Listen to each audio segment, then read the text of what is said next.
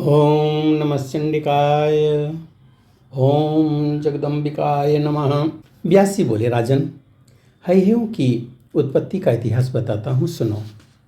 एक बार लीलामय भगवान विष्णु ने लक्ष्मी जी को घोड़ी बनने का शाप दे दिया। उनकी प्रत्येक लीला में रहस्य होता है, उसको वही जानते हैं। श्री लक्ष्मी जी को इससे क्लेश तो बहुत ही हुआ, परंतु वे भगवान को प्रणाम करके तथा उनकी आज्ञा लेकर मृत्युलोक में चली गईं।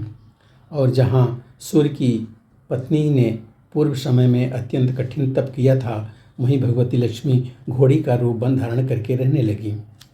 वहीं सुपर्णाक्ष नामक स्थान के उत्तर तट पर यमुना और तमसा नदी का संगम था। संपूर्ण मनोरथ पूर्ण करने वाले उस स्थान को सुंदर वन सुशोभित कर रहे थे। वहीं रहकर भगवती लक्ष्मी, जो सबकी कामनाएं पूर्ण करते हैं तथा जिनका मस्तक चंद्रमा के से अलंकृत रहता है, उन त्रिशूलधारी भगवान शंकर का एकाग्रचित्त से ध्यान करने लगीं, जिनके 5 मुख और 10 भुजाएं हैं।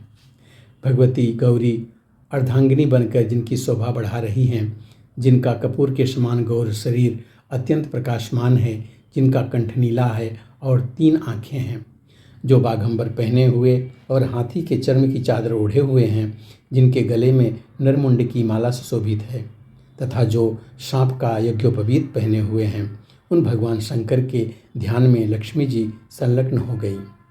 उस पावन तीर्थ में रहकर सुंदर घोड़ी का रूप धारण करके उन्होंने बड़ी कठिन तपस्या की। राजन, भगवान शंकर का ध्यान करते हुए लक्ष्मी के मन में पूर्ण वैराग्य उत्पन्न हो गया था। देवताओं के वर्ष से 1000 वर्ष तक उनकी तपस्या चलती रही। तदनंतर 3 नेत्र वाले भगवान शंकर प्रसन्न होकर बैल पर चढ़े हुए पधारे और उन्हें साक्षात दर्शन दिया। साथ ही साथ पार्वती जी भी विराजमान थी। उस समय विष्णु प्रिया महामाया लक्ष्मी जी घोड़ी के रूप में विराजमान होकर तप कर रही थी। भगवान शंकर ने अपने गणों सहित वहां पहुंचकर उनसे कहा, कल्याणी, जगदम्बे, तुम क्यों तपस्या कर रही हो? मुझे इसका कारण बताओ, क्योंकि तुम्हारे पतिदेव संपूर्ण मनोरथ पूर्ण करने वाले हैं, अखिल लोक के अध्यक्ष भी हैं। देवी, श्री हरि को जगत का स्वामी माना जाता है। ऐसे मुक्ति प्रदान करने वाले जगत प्रभु भगवान वासुदेव को छोड़कर तुम मेरी आराधना क्यों कर रही हो? पति की सेवा करना स्त्रियों के लिए सनातन धर्म माना गया है।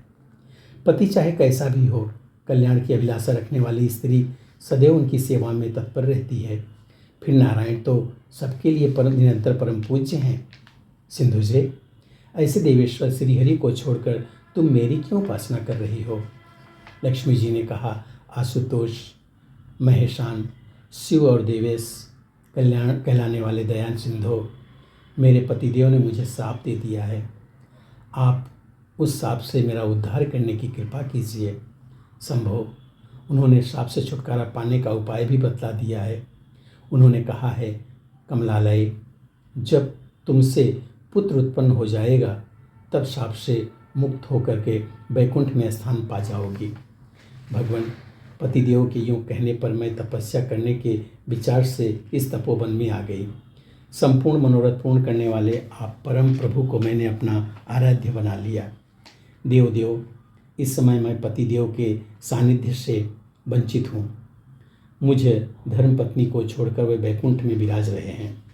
फिर उनके अभाव में मैं पुत्रवती कैसे हो सकती हूँ? देवेश, शंकर, यदि आप प्रसन्न हो तो वर देने की कृपा करें। आप में और श्रीहरि में कभी किंचित मात्र भी भेदभाव नहीं है। गिरिजा को प्रेम प्रदान करने वाले प्रभु, मैं पतिदेव के पास थी, तभी से मुझे यह रहस्य ज्ञात है। जो आप हैं वही वो हैं और जो वो हैं वही आप हैं। इसमें किंचित मात्र संदेह नहीं है। महादेव, आप दोनों महानुभाव एक ही हैं। यह समझकर मैंने आपका चिंतन किया है, अन्यथा आपकी सेवा करने से मैं दोष की भागनी बन जाती। भगवान शिव बोले, देवी, मैं और श्रीहरि बिल्कुल एक हैं। तुमको इस रहस्य का कैसे पता चला? सुंदरी सिंधुजे, मुझसे सच्ची बातें बताने की कृपा करो। देवता, मुनि, ज्ञानी और वेद के पारगामी पुरुष भी तर्क वितर्क में पड़े रहकर इस एकत्व को नहीं समझ पाते। मेरे बहुत से भक्त भगवान विष्णु की और उनके भक्त मेरी निंदा करने में सदा तत्पर रहते हैं। देवी, कलयुग में इस बात की बड़ी विशेषता रहेगी। समय के भेद से यह भेदभाव बढ़ता चला जा रहा है। भद्रे, मुझ में और श्रीहरि में सम्यक प्रकार से एकता है। यह भाव जानना प्रायः सबके लिए महान कठिन है। फिर तुम कैसे जान गई? व्यास जी कहते हैं, इस प्रकार प्रसन्न होकर जब भगवान शंकर ने लक्ष्मी जी से पूछा, तब उन्होंने इस ज्ञात प्रसंग को बतलाना आरंभ किया। उस समय वह भी कम प्रसन्न न थी। लक्ष्मी जी ने कहा, देव देवेश, एक समय की बात है, भगवान विष्णु एकांत में पद्मासन लगाए बैठे ध्यान कर रहे थे। तब वो यूँ तप कर रहे थे। तब उन्हें देखकर मुझे महान आश्चर्य हुआ। थोड़ी देर के बाद उनकी समाधि टूट गई। उनके मुख पर प्रसन्नता की किरणें झलक रही थी। तब मैंने अनुकूल जानकर विनयपूर्वक उनसे पूछा, प्रभु, आप देवताओं के अध्यक्ष एवं जगत के स्वामी हैं। जिस समय देवता, दानव और ब्रह्मा प्रभृति सबने मिलकर समुद्र का मंथन किया था और जब मैं उसमें से निकली थी, तब मेरे मन में विचार आया था कि किसको पति चुनूं। अतः मैंने सब ओर दृष्टि जमाई। उस समय आप ही संपूर्ण देवताओं में श्रेष्ठ हैं। इस निर्णय पर पहुंचकर मैंने आपको पति देव बना लिया। सर्वेश, आप फिर किसका ध्यान कर रहे हैं? यह प्रसंग मेरे मन को महान आश्चर्य में डाल रहा है। कैटभारे, आप मेरे परम प्रेमी हैं। मेरी इस मानसिक उलझन को दूर करने की कृपा कीजिए। भगवान विष्णु बोले, प्रिय, मैं हृदय में जिनका ध्यान कर रहा हूँ उनका परिचय देता हूँ। सुनो, पार्वती पति भगवान शंकर सबसे प्रधान माने जाते हैं। तुरंत प्रसन्न हो जाना उनका स्वाभाविक गुण है। उन देवाधिदेव के पराक्रम की कोई सीमा नहीं है। कभी तो ऐसा होता है कि त्रिपुरासुर का वध करने वाले वह देवेश मेरा ध्यान करते हैं और कभी मैं उनका करता हूँ। उनका प्रिय प्राण मैं ही हूँ और मेरे प्रिय प्राण वह हैं। हम दोनों का चित्त परस्पर गुथा हुआ है। अतः दोनों में किंचित मात्र भेद नहीं समझना चाहिए। विशाल लोचने, जो भगवान शंकर से द्वेष करते हैं वह मेरे भक्त ही क्यों ना हों, किंतु नरक में जाना उनके लिए अनिवार्य है। मैं यह बिल्कुल सत्य बता रहा हूँ। पार्वती पते, एकांत में मेरे पूछने पर सर्वसमर्थ देवाधिदेव भगवान विष्णु यह प्रसंग स्पष्ट रूप से मुझे सुना चुके हैं। अतएव श्रीहरि के अभिन्न प्रेमी जानकर मैं आपका ध्यान कर रही हूँ। महेशान, आप ऐसा कीजिए जिससे मेरे पति देव का मिलन सुलभ हो जाए। व्यास जी कहते हैं, लक्ष्मी जी का यह कथन सुनकर निपुण भक्ता भगवान शंकर ने मधुर वचनों से उन्हें आश्वासन देते हुए कहा, सुंदरी, धैर्य रखो। मैं तुम्हारी तपस्या से परम संतुष्ट हूँ। तुम्हारे पतिदेव तुमसे अवश्य मिलेंगे, इसमें कोई संदेह नहीं है।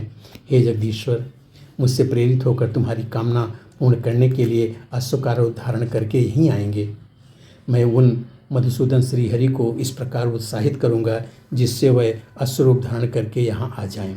शुभ्रु, तुम उनके जैसे पुत्र की जननी अवश्य हो जाओगी। तुम्हारे पुत्र के सामने सभी लोग मस्तक झुकाएंगे और वह भूमंडल का राजा होकर रहेगा। महाभागे, पुत्र प्रसव करने के पश्चात तुम तुरंत अपने पतिदेव के साथ वैकुंठ चली जाओगी और पुनः उनकी प्राणप्रिया रूप में रहने का सौभाग्य सुलभ हो जाएगा। तुम्हारा वह पुत्र एक वीर नाम से प्रसिद्ध होगा। उसी से भूमंडल पर हये संजक क्षत्रियों की वंशावली विस्तृत होगी। सिंधुजे, तुम हृदय में विराजमान रहने वाली परम देवी भगवती जगदम्बा की सम्यक प्रकार से शरण ग्रहण करो। व्यास जी कहते हैं, इस प्रकार लक्ष्मी जी को वरदान देकर गौरीपति भगवान शंकर पार्वती सहित अंतर ध्यान हो गए। लक्ष्मी वहीं रुककर भगवती जगदम्बा से के अत्यंत मनोहर चरण कमल का ध्यान करने में तत्पर हो गई। पतिदेव हय का रूप धारण करके यहाँ कब पधारेंगे, इस प्रतीक्षा में प्रेम पूर्वक गदगद वाणी से वह बार बार श्रीहरि की स्तुति करती रहीं। व्यास जी कहते हैं, लक्ष्मी को वर देकर भगवान शंकर तुरंत कैलाश पर चले गए। वहाँ पहुँच जाते ही भगवान शंकर ने परम बुद्धिमान चित्र रूप को दूत बनाकर लक्ष्मी का कार्य सिद्ध करने के लिए वैकुंठ भेज दिया। इस तरह से यहाँ पे छठे स्कंद का 18वां अध्याय पूरा होता है। बोलो सच्चे दरबार की जय।